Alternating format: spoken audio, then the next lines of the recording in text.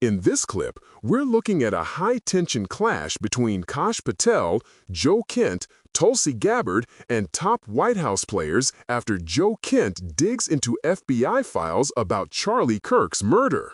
One person takes the lead and shuts the whole thing down: Kash Patel. This is a breakdown of the bias, the contradictions, and the power struggle at the heart of this story. Kash Patel shuts down Charlie Kirk foreign intelligence probe, an explosive feud with Trump counter terror chief. Let me read the story to you on what he's saying. Kash Patel. Let's go through this. So here we go. Okay. Kash Patel crushed efforts by Tulsi Gabbard's closest advisor to see if foreign powers was involved in Charlie Kirk's assassination. The head of national counterterrorism, Joe Kent, analyzed FBI's files to determine whether Kirk's alleged killer received assistance from foreign power. Kent's investigation alarmed Patel, who believed the counterterror chief was overstepping by interfering with an ongoing FBI investigation. According to the New York Times, Kirk was shot in the throat by a high-powered sniper rifle while speaking to college students at Utah Valley University on September 10th. The Times spoke with supporters of Kent who claimed he was doing his job by chasing down any leads to ensure no foreign groups were involved in Kirk's death. After Patel discovered Kent had gone through FBI case material related to Kirk's killing, a tense White House meeting was held. Right away, the issue is simple. Joe Kent goes digging where Kash Patel thinks he shouldn't, and Patel shuts him down instantly. The panel pretends to be shocked, but this is classic DC. The system hates anyone coloring outside the lines. To discuss the matter, a roundtable meeting between Kent, Patel, Gabbard, J.D. Vance, and White House Chief of Staff Susie Wiles and senior DOJ officials were held at the White House. Kent told the administration officials that he was granted access to the FBI files by low-ranking agency official. Trump administration officials were worried that Kent's probe into foreign interference could provide ammunition to Robinson's defense lawyers, who could then argue more than one suspect was involved in Kirk's murder. Adam. Well, the date that we have to kind of pay attention to right now, because there's so many rumors swirling out there, is this January 16th. Have you heard about this date?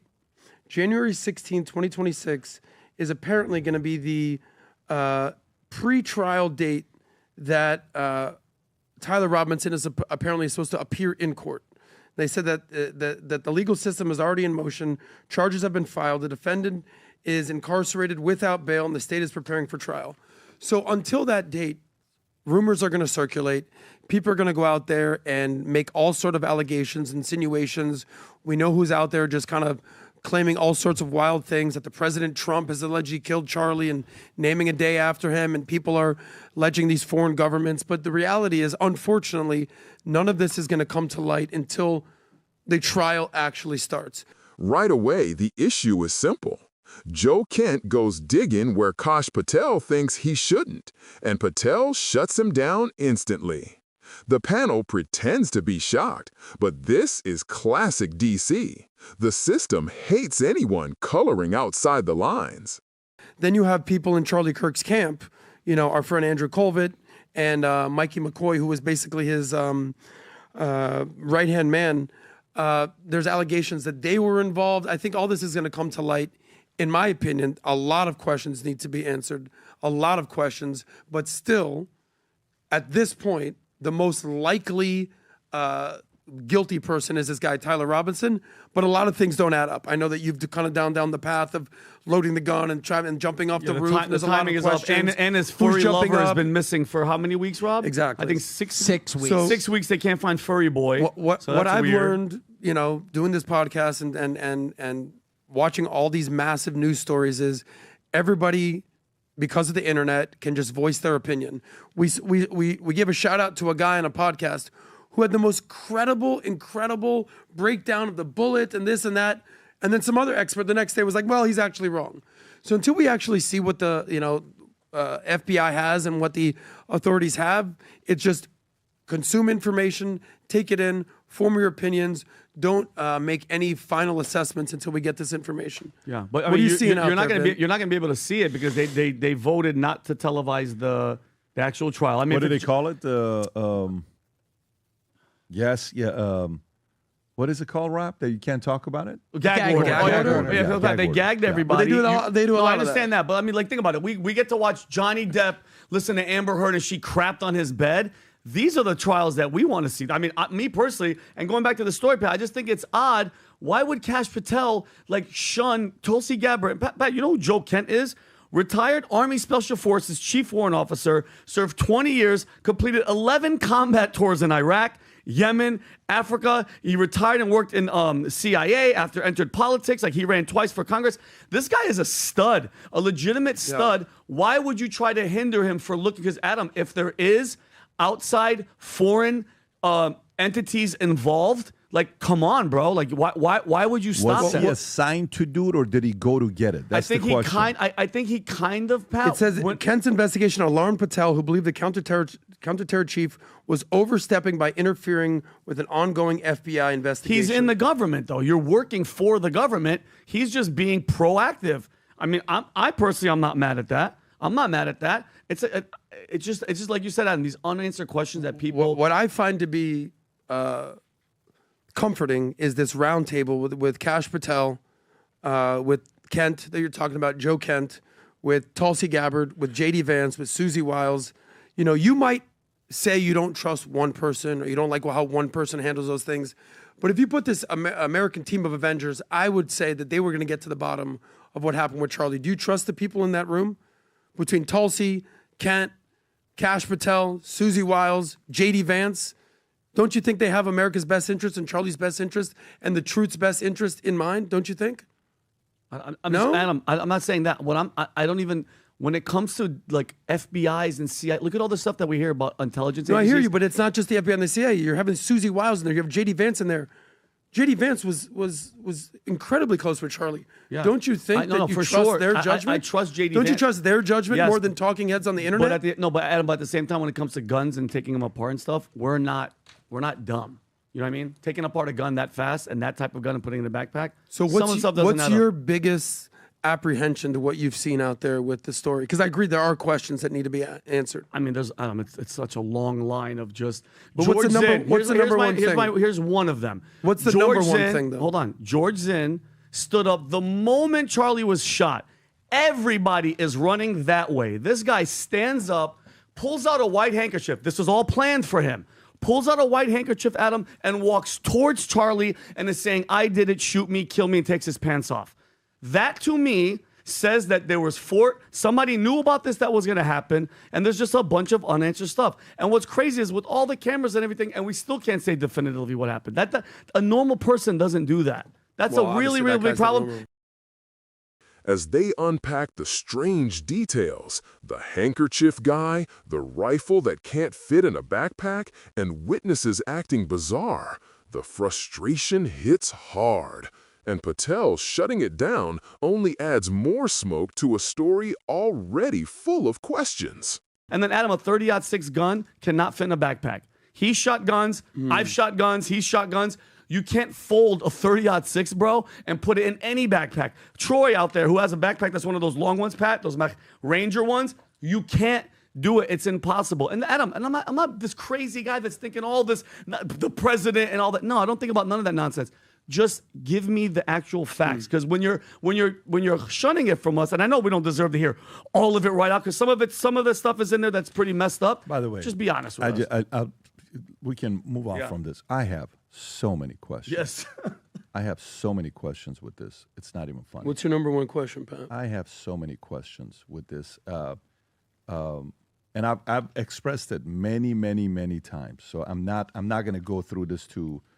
But I have a lot of questions. I would, you know how when something happens, you then volunteer to join the military, like 9/11, a lot of people volunteer to join the military. I would volunteer to go work for the FBI, to investigate and be one. I would volunteer. This is how bad I want to know what happened here. I would volunteer, because this guy was a very unique guy. Volunteer. This guy was a very unique guy. I would volunteer to do that. You don't even need to pay me, and I would give a certain set of hours to go to this and find out what's going on over here, because this is a very different time between MLK being assassinated, Bobby Kennedy being assassinated, JFK being assassinated, than him. We got 3,500 cameras. We got things right now that we didn't have back in the days. We should be able to figure out what's going on. And it's. But anyways, I got one too many questions that I need 2 hours to go through for me to find this out. But if they do want to call me to help with that, I would volunteer my time. I'd go to D.C. once a week to just help figure this thing out. That's how bad I want to know who was behind this. And I don't care who it was. Do you have the? I want to know who was behind this. I have a list of 15 different people that could be. You know, when you sell life insurance, Yep. we sold 800,000 life insurance policies over the years, give or take. A lot of And insurance. when you have death benefits that come and they get activated and you get the investigation. So I sold an insurance policy to a guy. And it's like, hey, this guy deserves a $250,000 policy. Oh, you think? Yes. No, he does. No, he didn't. Were you there when he peed? No. He gave me the urine. Okay. Well, it happens he didn't pee. His brother peed for him. How do you know that? Well, let me tell you what it matched. It happened that you also sold an insurance policy to his brother as well. His brother's pee is identical to his pee. No way. Yeah. And now that he died a year and a half later after the investigation, we find that he lied on this and da-da-da-da-da, and this was behind it. No way. Yes. Shoot, we can't pay him $250. They just refund back whatever premium he paid into it. Hey, this other person died. How did he die? He shot himself. Who was in the house? The husband was in the house. So who was it? Well, let me tell you, they looked at it, so the husband was involved. No way. Yeah. How about this one? Listen, do you know, like, part of being in life insurance, and especially volume-based for us, volume-based. I don't sell like to rich millionaires and billionaires. We sold to middle American, people who wanted to buy $250,000, $500,000 policy, $1 million policy. You go through these audits with these investigators, and you are sometimes like flabbergasted by the results of what really happened. But our job is to pursue, because I want this surviving member who is relying on the breadwinner to get that $500,000 death benefit. I want her to get the money because she has to take care of those two kids. Yep. But no, this happened, that happened. I mean, there's way too many things for us to go through here. But I'm excited to hear the investigation start. And this is something I simply, as a guy who saw a man who was a once-in-a-generation type of a guy, I want to know what happened. Do you trust those people that I just mentioned?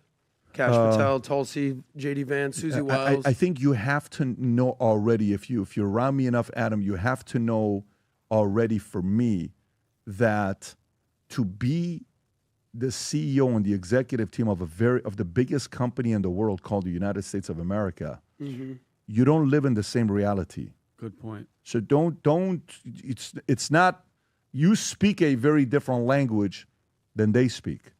It's a very different language. Like, I was in the military, okay? And I was going to go be 18 Delta, 5th Group. I talked about it yesterday with the guy, Jordan Goudreau, who was behind Operation Gideon, where they try to take out Maduro. And you remember this interview that we did that, maybe we'll show the intro at the end. We don't even know if we're going to release it or not. He was supposed to go to jail yesterday.